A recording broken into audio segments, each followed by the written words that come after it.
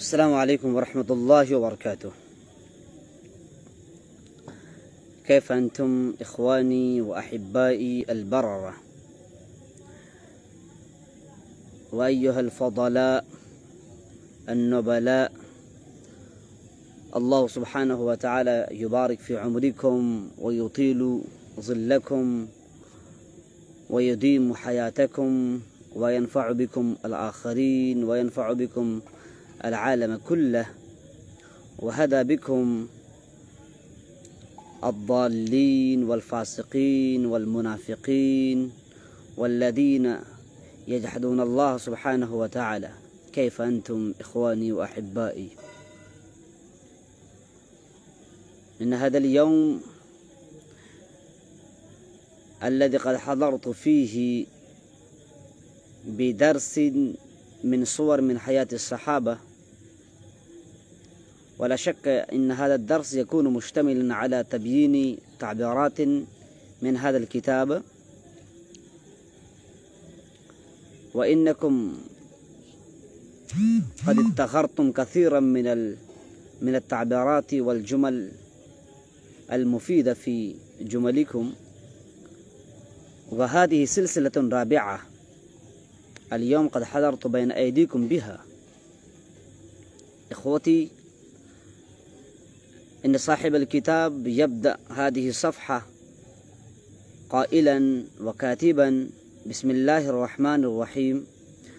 وقد لقي أنس بن مالك رضي الله تعالى عنه من كريم معاملة النبي صلى الله عليه وسلم ما لم يصفر به ولد من والد،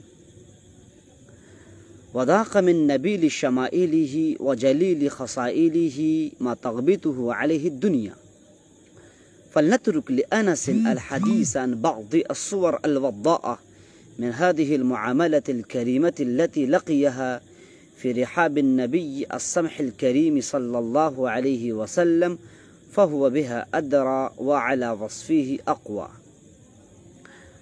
قال أنس بن مالك رضي الله تعالى عنه: كان رسول الله صلى الله عليه وسلم من أحسن الناس خلقا وأرحبهم صدرا وأوفرهم حنانا، فقد أرسلني يوما لحاجة فخرجت وقصدت صبيانا يلعبون في السوق لألعب معهم، ولم أذهب إلى ما أمرني به، فلما صرت إليهم شعرت بإنسان يقف خلفي ويأخذ بصوبي، فالتفت فإذا رسول الله صلى الله عليه وسلم يبتسم ويقول: يا أنيس، أذهبت حيث أمرتك؟ فارتكبت وقلت: نعم، إني ذاهب الآن يا رسول الله، والله لقد خدمته 10 سنين، فما قال لشيء صنعته لما صنعته، ولا لشيء تركته لما تركته. وكان الرسول صلوات الله وسلامه عليه إذا نادى أنسا صغره تحببا وتدليلا، فتارة يناديه يا أنيس وأخرى يا بني، وكان يغدق عليه من نصائحه ومواعظه ما ملأ قلبه وملك لبه. من ذلك قوله له: يا بني إن قدرت أن تصبح وتمسي وليس في قلبك غش لأحد فافعل، يا بني إن ذلك من سنتي، ومن أحيا سنتي فقد أحبني، ومن أحبني كان معي في الجنة. يا بني إذا دخلت على أهلك فسلم يكن بركة عليك وعلى أهل بيتك. إخوتي، إنني قد قدمت عبارة عربية أدبية من كتاب صور من حياة الصحابة للدكتور عبد الرحمن يافت باشا، فإن هذه العبارة التي قدمتها آنفا بين أيديكم عبارة أدبية، عبارة جذابة، عبارة خلابة، عبارة تجذب النفوس إليها. نعم، مثلا إن صاحب الكتاب يقول: قد لقي أنس بن مالك من كريم معاملة النبي صلى الله عليه وسلم فإن هذه الجملة إنه قال يعني أنس بن مالك رضي الله تعالى عنه قد أخذ وعلم وعرف معاملة وسلوكا حسنا من النبي صلى الله عليه وسلم، وإنه تعلم من النبي صلى الله عليه وسلم كما لا يمكن ولا يتيسر لأي ابن أن يتعلم من أبيه، كما تعلم سيدنا أنس رضي الله تعالى عنه من النبي صلى الله عليه وسلم. وذاق من نبيل شمائله، ذاق من نبيل شمائله. نعم، ولو حظظت بصحبة أستاذك، ولو حظظت بصحبة إخوتك الكبار، ولو حظظت بصحبة الأخيار في قريتكم أو في مدرستكم أو في دار العلوم ندوة العلماء، فإنك تقول آنذاك هذه العبارة: إنني عشت مدة طويلة في ظل وكنفي ورعاية الأستاذ سماحة الشيخ محمد الرابع الحسني، وذقت من نبيل شمائله، يعني إنني قد تأثرت من شمائله أو من خصائله النبيلة الكريمة، نعم الرفيعة. يعني إن الأستاذ سماحة الشيخ إنه كان متصفا بالشمائل الرفيعة، بالشمائل كريمة، بخصائل مرتفعة، بخصائل رفيعة، وجليل خصائله ما تغبط عليه الدنيا. ولا شك إن الدنيا إنها تعلم وإنها تعرف وإنها تذكر سيدنا أنس رضي الله تعالى عنه مرارا وتكرارا، وإنكم تقرؤون الأحاديث النبوية، فكل يوم إنكم تذكرون وتحدثون وتذاكرون فيما بينكم الأحاديث التي رواها أنس بن مالك رضي الله تعالى عنه. نعم، فهذا من خصائل النبي صلى الله عليه وسلم الكريمة النبيلة، حتى قضى أنس بن مالك رضي الله تعالى عنه في كنفه ورعايته مدة طويلة ولم يسأم ولم يمل، نعم، ولم يفر. نعم، ربما يفر طفل، ربما يفر ولد، ربما يفر طالب من المدرسة لطول إقامته، ربما يفر طفل من أي صاحب لطول إقامته صائما ومللا، ولكن أنس بن مالك رضي الله تعالى عنه قضى مدة طويلة في كنف النبي صلى الله عليه وسلم وفي صحبة النبي صلى الله عليه وسلم 10 سنوات، ولم يفر ولم يترك صحبة النبي صلى الله عليه وسلم. لما؟ لأنه قد ضاق، لأنه قد تأثر بخصائل النبي صلى الله عليه وسلم الرفيعة.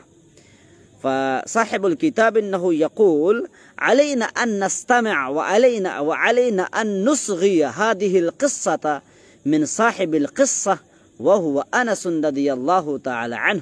فإن صاحب الكتاب يقول: فلنترك لأنس الحديث عن بعض. نعم، خذ هذا.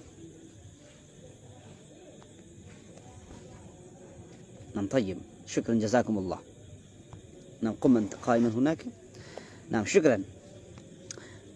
فيقول صاحب الكتاب: فلنترك لأنس الحديث عن بعض الصور الوضاءة.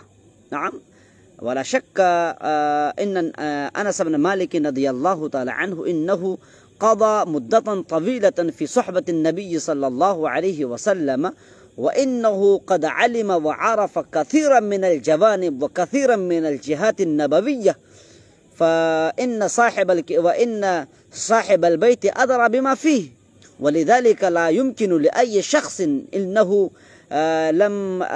لم يدرك صحبة النبي صلى الله عليه وسلم أن يبين صحبة النبي صلى الله عليه وسلم كما يمكن أن يبين ذلك الرجل الذي قضى حياته، الذي قضى نحبه في صحبة الرسول صلى الله عليه وسلم. من أجل ذلك إن صاحب الكتاب الشيخ الدكتور عبد الرحمن يافد الباشا إنه يقول: لا يمكن لنا أن نبين وأن نقص حياة وقصة سيدنا أنس رضي الله تعالى عنه كما يقص هو بنفسه قصته الماضية في صحبة النبي صلى الله عليه وسلم. فلنترك لأنس الحديث عن بعض الصور الوضاعة من هذه المعاملة الكريمة التي لقيها في رحاب النبي صلى الله عليه وسلم. رحاب يعني رحاب يعني كنف، نعم، في رحاب النبي صلى الله عليه وسلم السمح الكريم. رحاب يعني كامبس، يقال في اللغة الإنجليزية كامبس، نعم، في كنف أو في رعاية أو في ميدان أو في داخل الجزء من المدرسة. مثلا إنني أقول مديرا الحفلة أن هذه الحفلة العربية ستعقد في رحاب دار العلوم ندوة العلماء، في رحاب دار العلوم ندوة العلماء، أي في إطار دار العلوم ندوة العلماء، أو في حلقة دار العلوم ندوة العلماء، أو في داخل دار العلوم ندوة العلماء.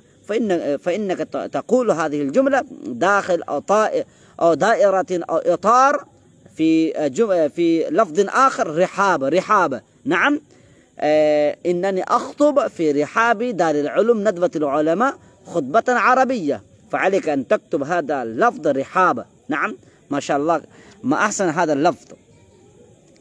التي لقيها في رحاب النبي صلى الله عليه وسلم السمح الكريم فهو بها أدرى. إن صاحب الكتاب، إنني كما ذكرت آنفا الآن أمامكم، أن صاحب الكتاب لا يتيسر له ولا يمكن له أن يبين ويقص قصة أنس رضي الله تعالى عنه مع النبي صلى الله عليه وسلم كما يمكن لأنس أن يبين ويقص ويذكر قصته الماضية مع النبي صلى الله عليه وسلم، لأنه هو بها أدرى وعلى وصفها أقوى. يصف صفة معناه بين يبين تبيين.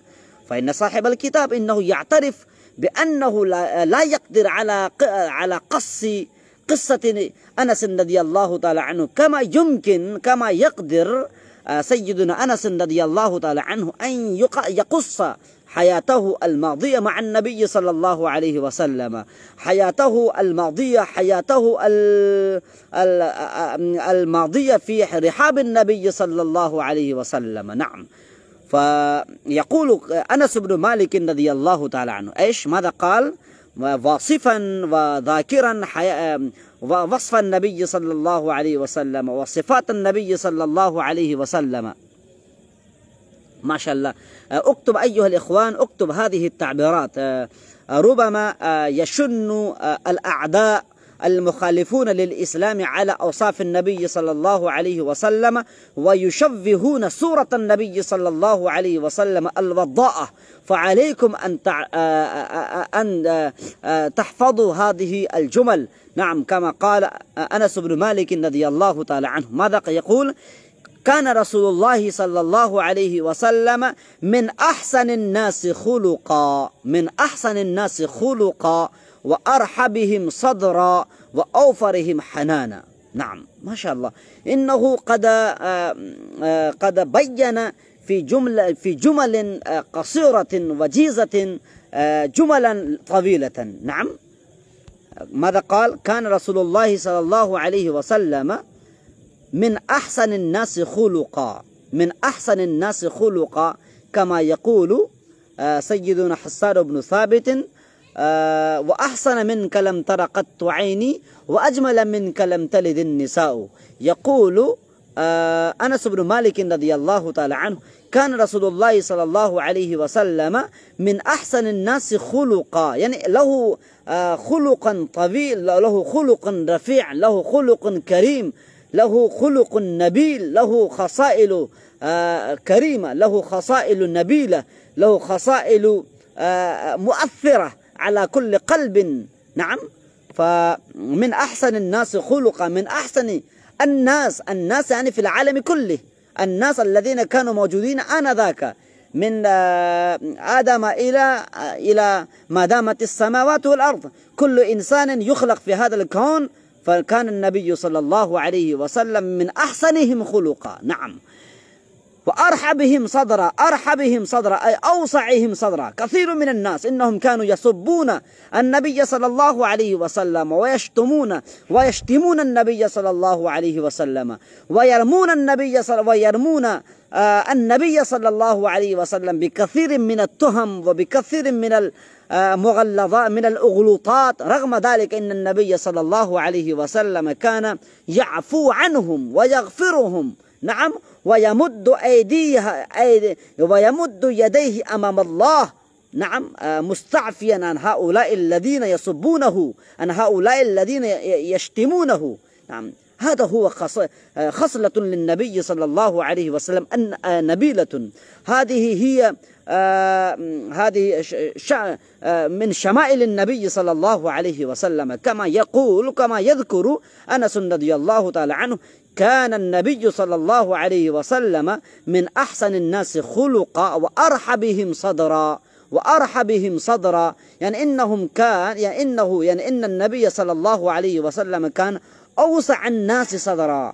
إنه كان يدفع كثيرا من الأغلوطات. كثير من الناس إنهم كانوا يفترون على النبي صلى الله عليه وسلم ويكذبون على النبي صلى الله عليه وسلم. رغم ذلك إن النبي صلى الله عليه وسلم كان يعفو عنهم، نعم، يعفو عنهم ولا يدعو عليهم، لا يدعو عليهم.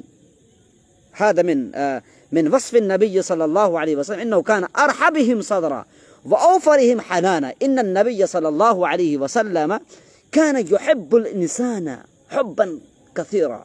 نعم، إنكم تعلمون أن اليهودي الذي مات والناس إنهم مروا به،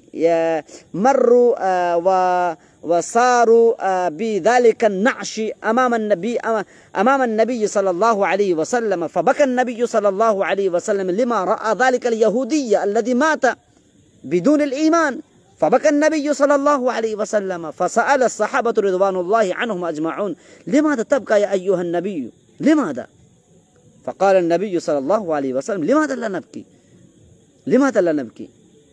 هناك رجل إنهم مات بدون الإيمان، لذلك أبكي.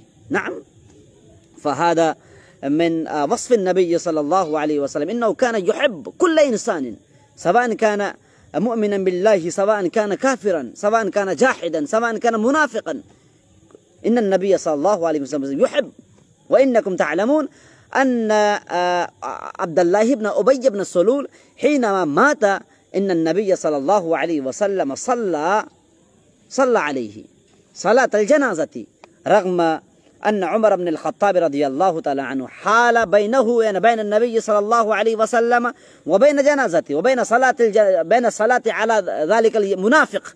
ولكن النبي صلى الله عليه وسلم أصر على الصلاة، على أداء الصلاة على ذلك اليهودي، على ذلك المنافق الذي قد افترى على النبي صلى الله عليه وسلم، الذي قد رمى عائشة، سيدنا عائشة رضي الله تعالى عنها، نعم، سيدتنا عائشة رضي الله تعالى عنها، نعم، بكثير من التهم. رغم ذلك أن النبي صلى الله عليه وسلم صلى على ذلك المنافق. لماذا؟ لأن النبي صلى الله عليه وسلم كان من أوفرهم، أوفر الناس حنانا. حنان يعني حبا، حنان يعني شفقا. نعم، إنه كان مشفقا على كل شيء، إنه كان محبا لكل إنسان.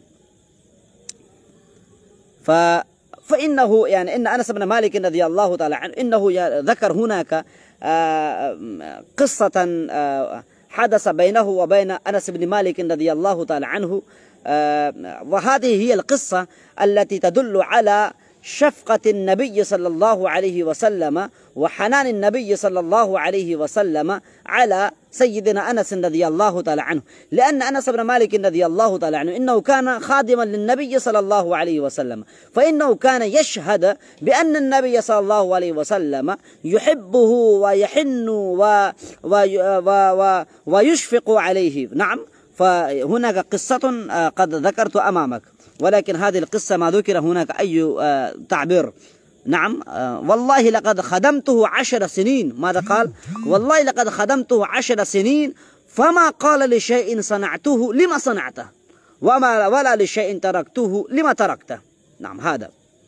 وكان الرسول صلى الله عليه وسلم إذا نادى أنسا صغره أي كبر وصغر. كبر مثلا عبد الله هذا مكبر، عبيد الله هذا مصغر، أسد الله هذا مكبر، أسيد الله هذا مصغر. نعم. ولد هذا مكبر، وليد هذا مصغر. نعم. أسد الله، أسد هذا مكبر، أسيد هذا مصغر. كتاب هذا مكبر، كتيب هذا مصغر. وإن الإنسان حينما يستعمل الشيء الكبير مصغرا فإنه يظهر الحب لذلك الشيء. مثلا إنني أقول هذا الولد يا وليد تعال، إنني أقول مخاطبا لابني يا بني تعال، فهذا الشيء يظهر ويعرب الود والحب لذلك الطفل لذلك الولد. فإن النبي صلى الله عليه وسلم كلما يخاطب أي شخص ولا سيما خادمه أنس رضي الله تعالى عنه فإنه يخاطب بهذا اللفظ، يعني أنيس دون أنس هذا مكبر، وأنس لا يشتمل على الحب ولا يشتمل على الود، وأما أنيس فهذا مصغر. نعم مصغر، ففيه حب وود وألفة. نعم. تحببا وتذليلا، فتارة يناديه يا أنيس وتارة وأخرى يا بني.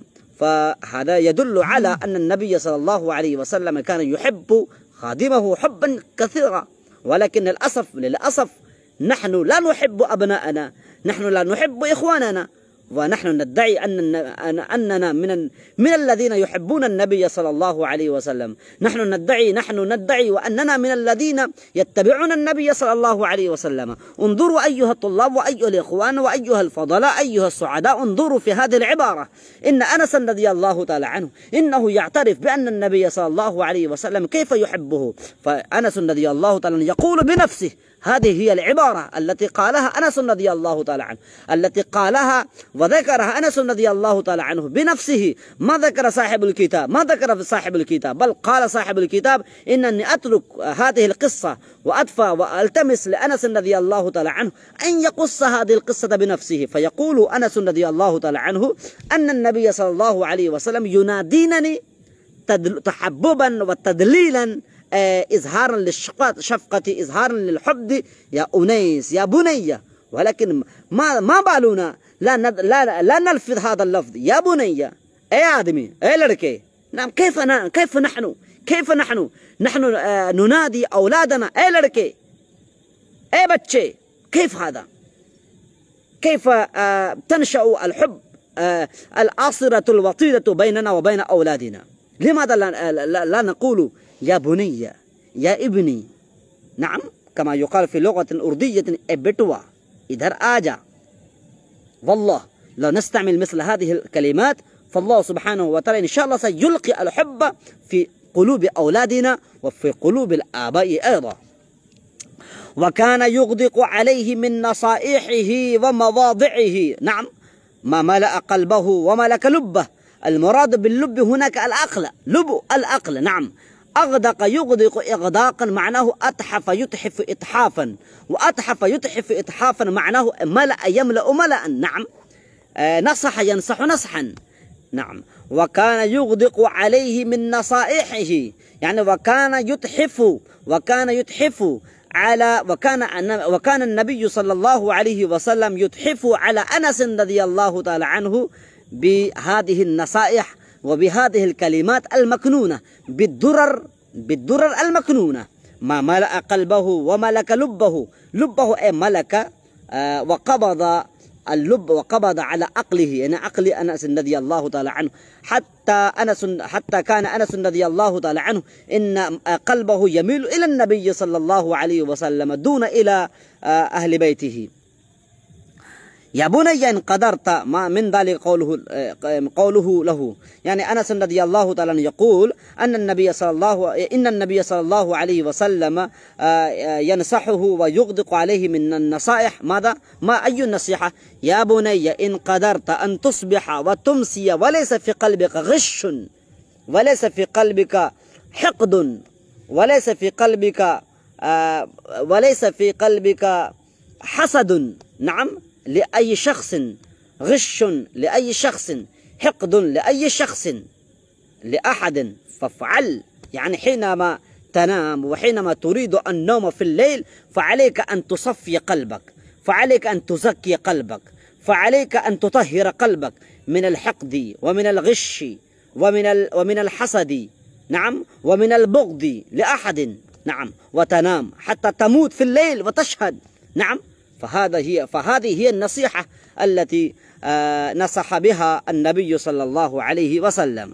يا بني إن ذلك من سنتي ومن أحيا سنتي فقد أحبني ومن أحبني كان معي في الجنة. يا بني إذا دخلت على أهلك فسلم يكن بركة عليك وعلى أهل بيتك. يا بني، ما شاء الله، ما هذا الأسلوب الذي اختاره النبي صلى الله عليه وسلم ناصحا لأنس رضي الله تعالى عنه، كما أحسن هذا الأسلوب، نعم. وكان النبي صلى الله عليه وسلم مربيا للعالم كله، وإنه كان أسوة، إنه كان أسوة وقدوة وهاديا وصائدا، فعلينا أن نتبع في ذلك.